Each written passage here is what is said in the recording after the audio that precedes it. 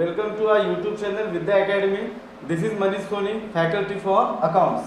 तो अकाउंट्स का आज बहुत ही इंटरेस्टिंग टॉपिक आज हम लोग पढ़ने वाले हैं इन्वेस्टमेंट अकाउंटिंग। ठीक है, तो इन्वेस्टमेंट अकाउंटिंग पढ़ने से पहले हमको ये पता होना चाहिए कि इन्वेस्टमेंट होता क्या है। ठीक है, so investment are asset held by the entrepreneur for earning income by the way of interest and dividend.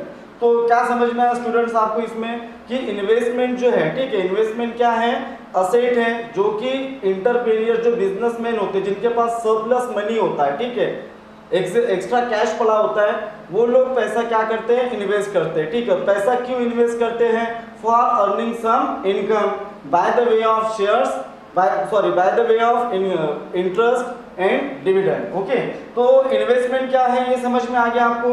अब हम ये देखते हैं कि इन्वेस्टमेंट कितने प्रकार का होता है। ठीक है, इन्वेस्टमेंट ब्रॉडली 2 कैटेगरीज में डिवाइड करते हैं हम लोग। First one is fix interest bearing security and second one is variable income security. ठीक है, तो फिक्स इनकम सिक्योरिटी का मतलब क्या है, जहां पे आपको मिलने वाली इनकम क्या रहेगी, फिक्स रहेगी। ठीक है, तो ये जो फिक्स इनकम आपको मिलता है वो मिलता कहाँ से है। ठीक है, आप इन्वेस्टमेंट कहाँ करेंगे। ठीक है, फॉर एग्जांपल डिबेंचर में इन्वेस्टमेंट किया आपने, बॉन्ड में इन्वेस्टमेंट किया या गवर्नमेंट सिक्योरिटी में इन्वेस्टमेंट किया, तो अगर आप डिबेंचर में बॉन्ड में इन्वेस्टमेंट करते हैं तो आपको क्या मिलता है students, as a return interest. क्या मिलता है, इंटरेस्ट, और वो इंटरेस्ट कैसा होता है, फिक्स रेट ऑफ इंटरेस्ट। ठीक है, तो ये एक इन्वेस्टमेंट हो गया और ये इन्वेस्टमेंट लेस रिस्की होता है। ठीक है, इसमें रिस्क कम होती है, बट आप चाहते हैं कि आपको मिलने वाली इनकम कैसी हो, वेरिएबल हो। ठीक है, तो वेरिएबल इनकम के लिए जो आप इन्वेस्टमेंट करेंगे वो इन्वेस्टमेंट करते हैं हम लोग शेयर्स में। ठीक है, तो शेयर्स में इन्वेस्टमेंट करने के बाद जो रिटर्न हमको मिलता है, रिटर्न ऑन इन्वेस्टमेंट जो होता है, that is dividend. I hope आप लोगों को इतना समझ में आगे बढ़ते हैं। ठीक है, अब हम लोग आज के लेक्चर में फिक्स इनकम सिक्योरिटीज को कवर करने वाले हैं। ठीक है, नेक्स्ट लेक्चर में हम लोग देखेंगे वेरिएबल इनकम सिक्योरिटीज। ठीक है, तो फिक्स इनकम सिक्योरिटीज पे इन्वेस्टमेंट कहाँ कहाँ पर होगा, डिबेंचर्स में, बॉन्ड्स में और गवर्नमेंट सिक्योरिटीज में। ठीक है, तो ये जो इन्वेस्टमेंट है ये 2 तरीके से डिवाइड किया हुआ है हमने। First one is current investment and second one is long term investment. ठीक है, तो करंट इन्वेस्टमेंट क्या होता है, investment that are realisable within 1 year from the date of purchase. ठीक है, मतलब आपने वो इन्वेस्टमेंट किया है जिसका रियलाइजेबल मतलब आप उसको सेल कर पाएंगे, है ना। आपने जब से परचेज किया इन्वेस्टमेंट उसके 1 साल के पीरियड ऑफ टाइमिंग के अंदर अगर आप इन्वेस्टमेंट को रियलाइज कर पाते हैं, दैट इज करंट इन्वेस्टमेंट। ठीक है, उसके बाद होता है लॉन्ग टर्म इन्वेस्टमेंट। तो long term investment means what, investment other than current investment. Current investment को छोड़कर जितने भी इन्वेस्टमेंट है वो सभी के सभी क्या कहलाते हैं students, long term investment. Okay, आगे बढ़ते हैं अभी।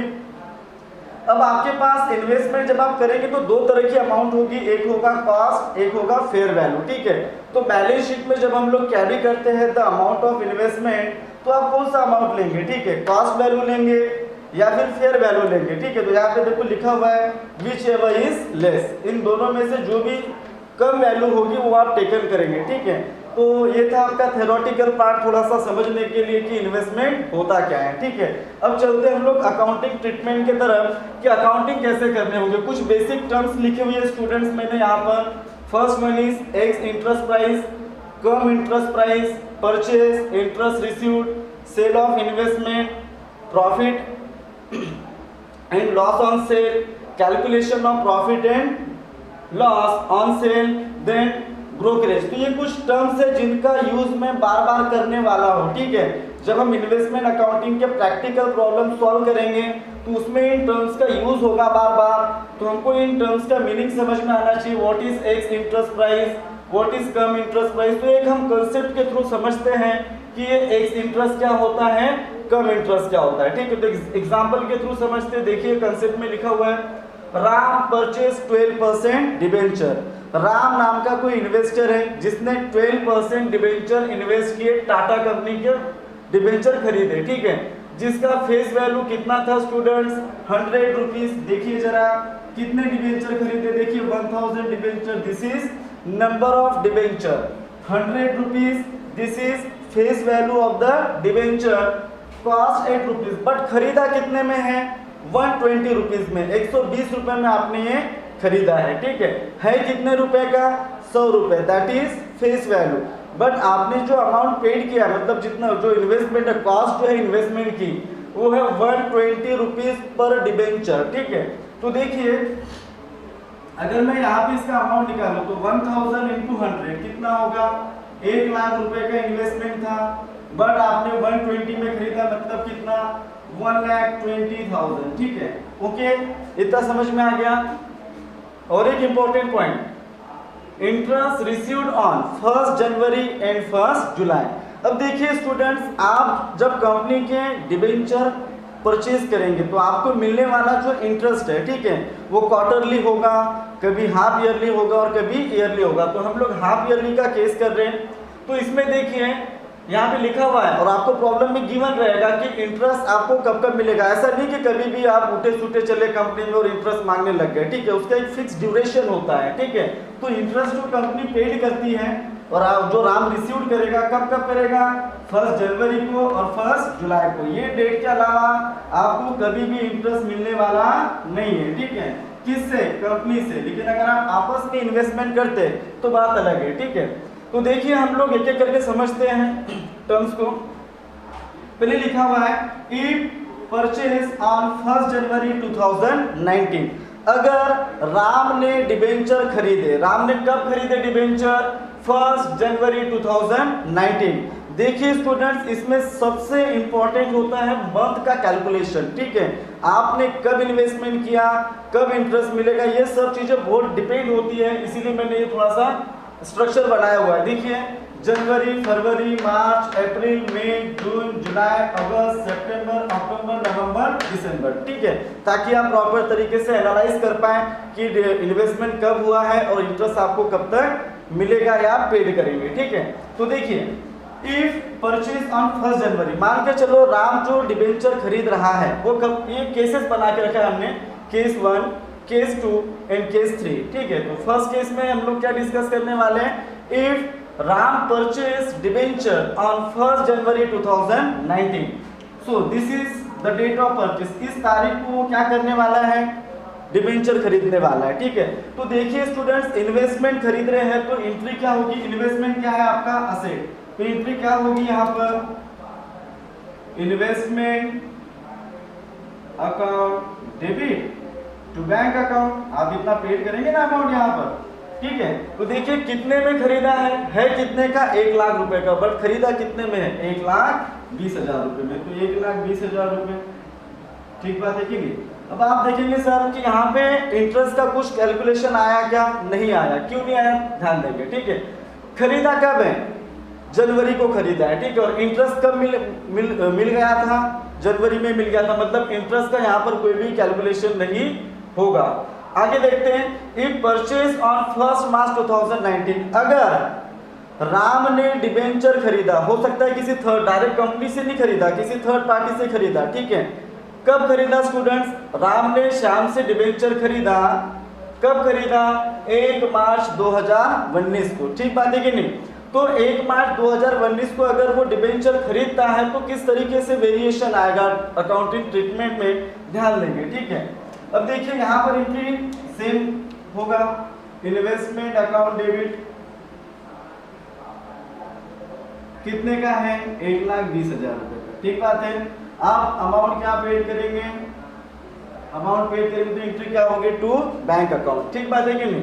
अभी यहाँ पे ध्यान देना प्रॉपर तरीके से, देखिए यहाँ पर जो डेट ऑफ परचेज है वो क्या है, मार्च है ना, 1 मार्च को खरीदने वाले हैं, ठीक बात है कि नहीं। तो 1 मार्च को आपने खरीदा, ठीक बात है, अभी तक लेकिन ये डिबेंचर राम ने कब खरीदे, 1 मार्च को, ठीक बात है। तो 1 मार्च के पहले ये डिबेंचर किसके पास थे, श्याम के पास थे कि नहीं थे, श्याम के पास थे ना। तो देखिए जनवरी को उसको इंटरेस्ट मिल गया, फरवरी, मार्च, ठीक है, ये 2 महीने का उसने क्या किया, यानी अपने पास होल्ड करके रखा। आपने कब दिया, परचेज कब किया, मार्च में परचेज किया है, ठीक है। तो ध्यान देंगे आपने मार्च में परचेज किया, यहाँ पर इस डेट को आप खरीद रहे हैं, ठीक बात है।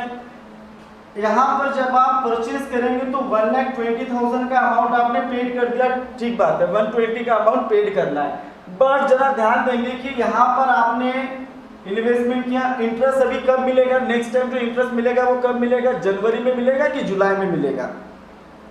देखिए मार्च के बाद क्या आएगा, जुलाई आएगा ना, जनवरी तो उसके बाद आएगा, ठीक है। तो पहली जो किस्त है वो आपको कब मिलने वाली है, जुलाई में मिलने वाली है, ठीक है।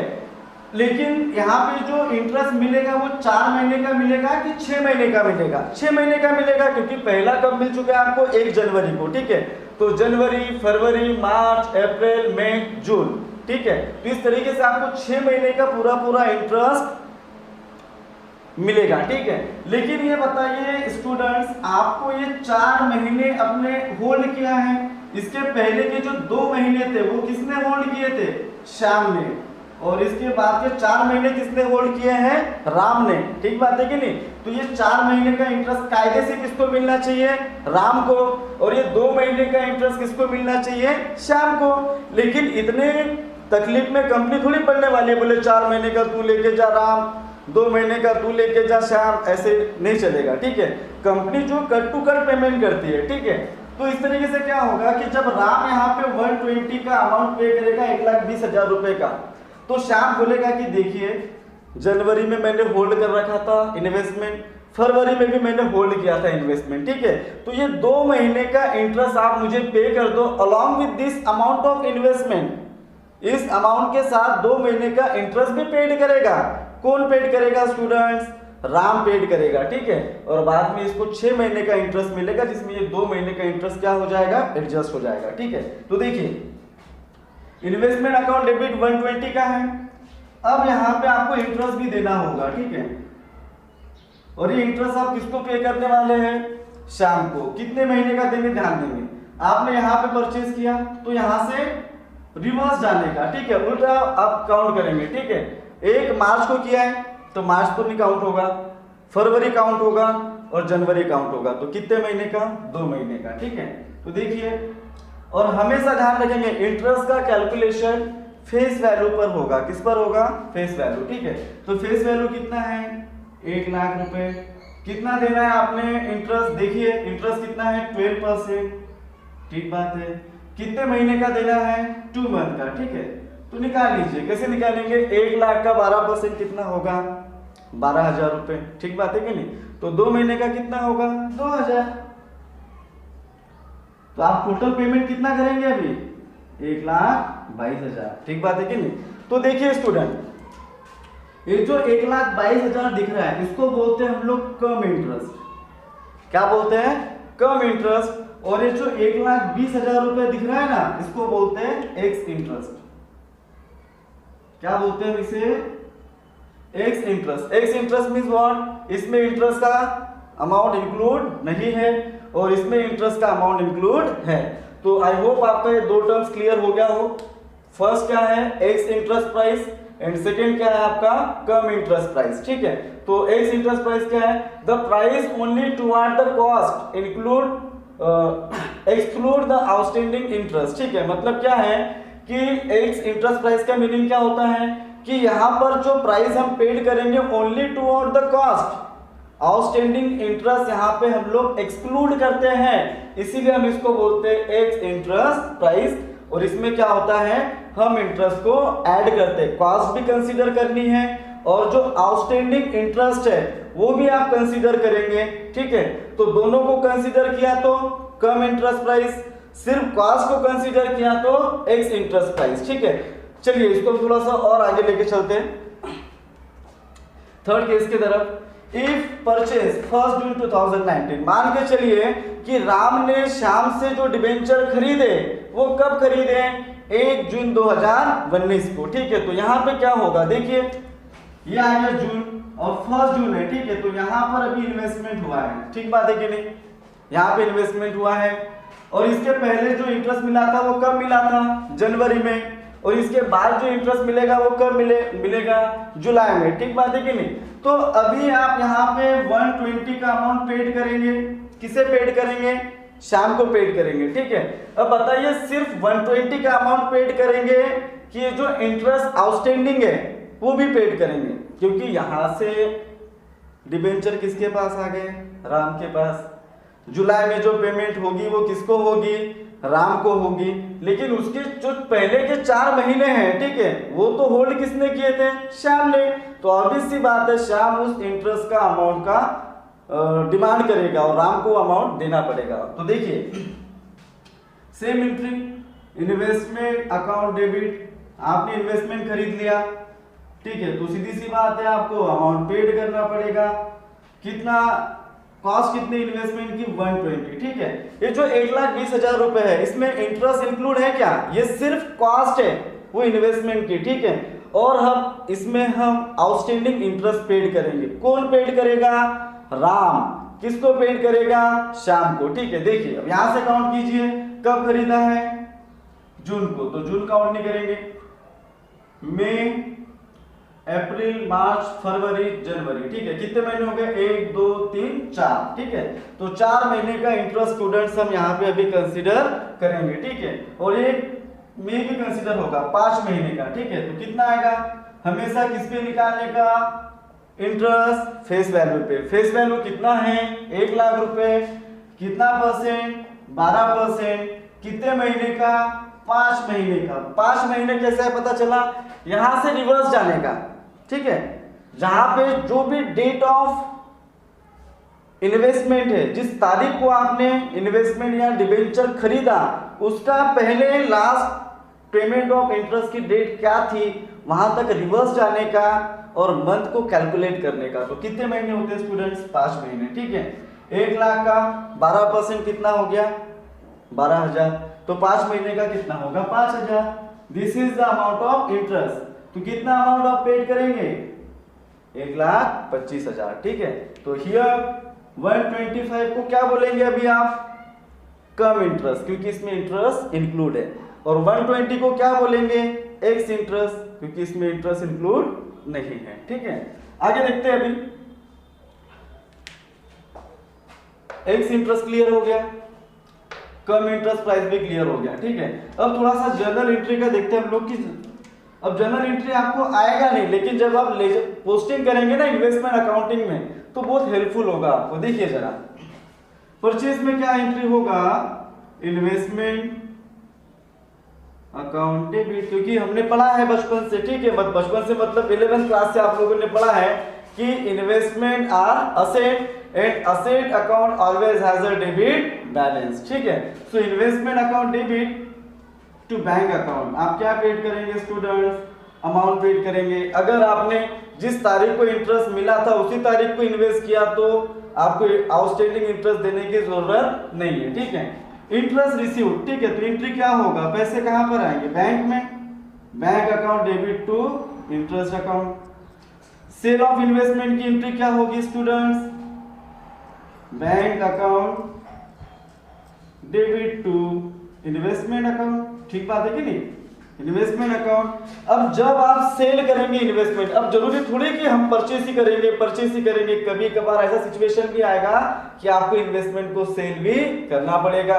और जब हम इन्वेस्टमेंट को सेल करेंगे तो देयर इज 2 सिचुएशन, या तो प्रॉफिट होगा या तो लॉस होगा, ठीक है। तो प्रॉफिट या लॉस अगर होता है तो एंट्री आप करेंगे कैसे, ठीक है। आपको ये डील में प्रॉफिट या लॉस हुआ तो एंट्री क्या करेंगे? अगर लॉस हुआ तो प्रॉफिट एंड लॉस अकाउंट क्या होगा? Debit to investment account. और प्रॉफिट हुआ तो क्या कर देंगे आप? इसको रिवर्स कर देंगे, ठीक है। अब आप बोलेंगे सर हम प्रॉफिट या लॉस हुआ ये जाने कैसे, पहचाने कैसे, ठीक है।